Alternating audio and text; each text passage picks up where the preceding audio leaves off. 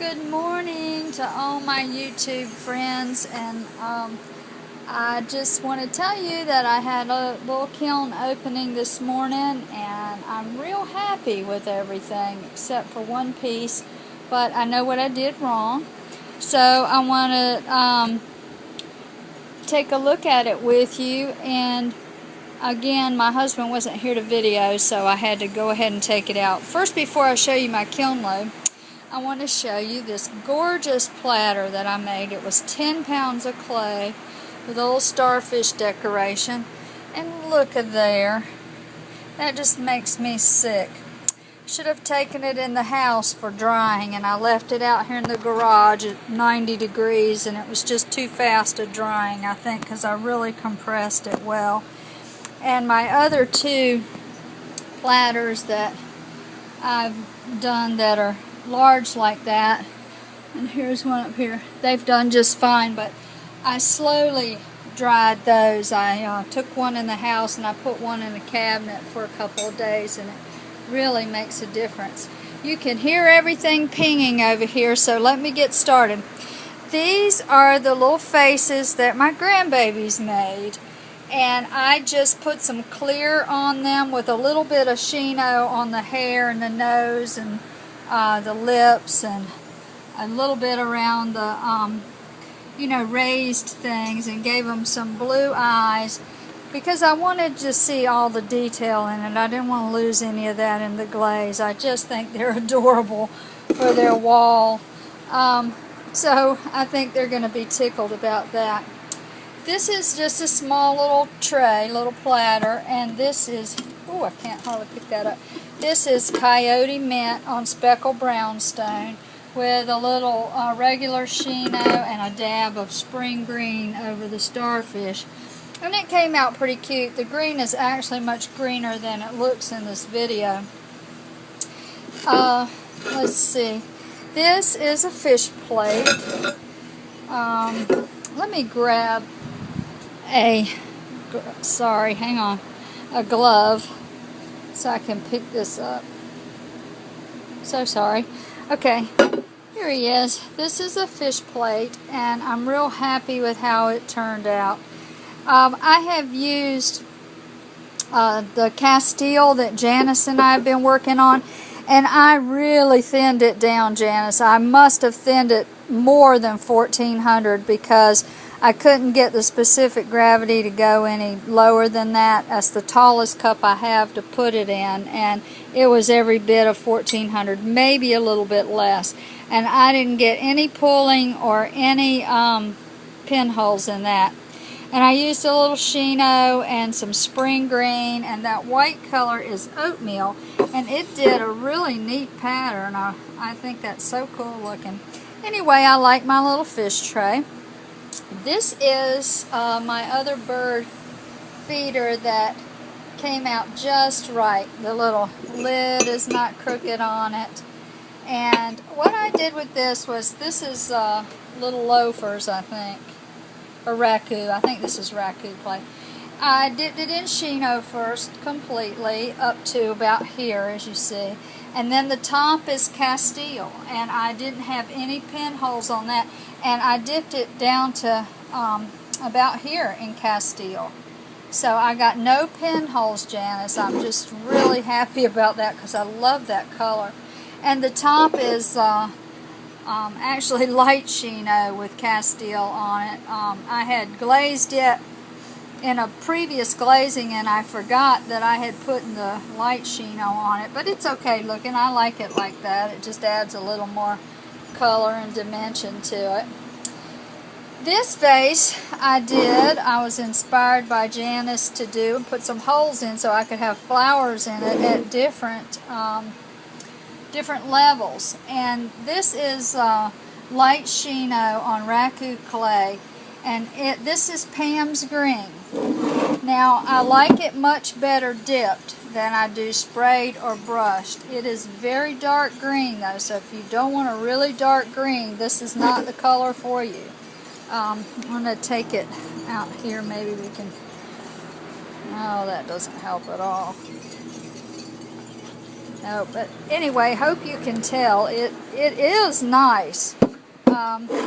It doesn't run a whole lot. I was surprised at that because it has so much variation in the color that I got a little run there where it got a bit heavy. But other than that, it didn't run at the bottom.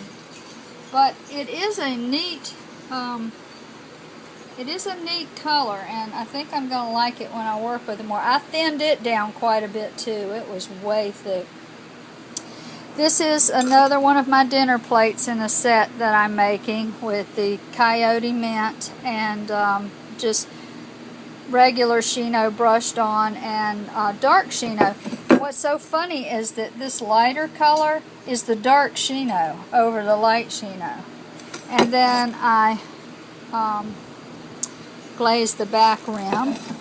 And these are the little side dishes, side serving trays that I made to go with it. This is speckled brownstone with light Chino and coral satin on the bottom. And these have turned out to be the cutest things and the most useful. I use these little things all the time. So I made some tiny ones. I don't know what I'm going to put in that. Maybe some dressing or something. I don't know. But they were just so cute. I had to do that. Okay, now I made a few altered bowls and faceted things, and I am most happy about these. I was trying to get a wood-fired look, and I didn't know how to do that with the Cone 6 glazes that I use. But this is red gold and Chino, and it's a little bowl that's been faceted and altered a little bit on the edges. And I put the, let's see if I can show you the inside. It's kind of cool looking. I put the red gold on first, and then I put the Chino on top of it. And I put 2 coats of red gold and 2 coats of Chino. And it still has a little shine to it, but overall, I'm real happy with that. Now, the bowl that I'm most happy with, too, out of this whole load, is this one. This one is the one that Janice, the potter, and Simon Leach do with the faceted sides and the rolled rim at the top, and then it's altered somewhat. And that's speckled brownstone and oatmeal. And it has that matte wood-fired look. And that's what I was after. Now I'm just going to add some, I'm going to do some more of those and add some decoration to the side with maybe some sort of brown stroke or some lines in the clay itself. And then here's another one that is an altered bowl. It has sort of squared off edges with these little ridges that stick up on it, no facets on it. And this is speckled brownstone with oatmeal and gray Chino on the inside. And I really like this gray. It's neat. It gets sort of a crackly look to it. So it's not crackled, but it has the appearance that it is. So if you don't like that, it may not be the color for you, but I like it on the inside of this bowl. Don't know if I would have liked it on the outside so much for this technique anyway, on the speckled brownstone. But I'm real happy with that because that's the look I was looking for, a matte that lets the speckles come through and has sort of a wood-fired look. Now next time I think what I'm going to do is I'm going to try Chino and oatmeal together and see if I can get it a little darker looking. But I really like the light as well. It's nice. And that's my load for today. I'll be doing some more bisque firing as soon as all this stuff gets dried out enough. I made some new type of soup bowl, chili bowl type little pots the other day. I was inspired to do this by a local artist that I bought some of his work the other day, and I wanted to just see if I could make that shape, so I ended up making 4 of them, and they're somewhat similar, not quite, but I'm getting there on my shapes. And then I've not ever made any tea bowls, So I made some little tea bowls sort of with the same design on the side. And I may do all of that in, well, I won't do it in oatmeal because it's not speckled brownstone. I don't know what I'm going to do it in.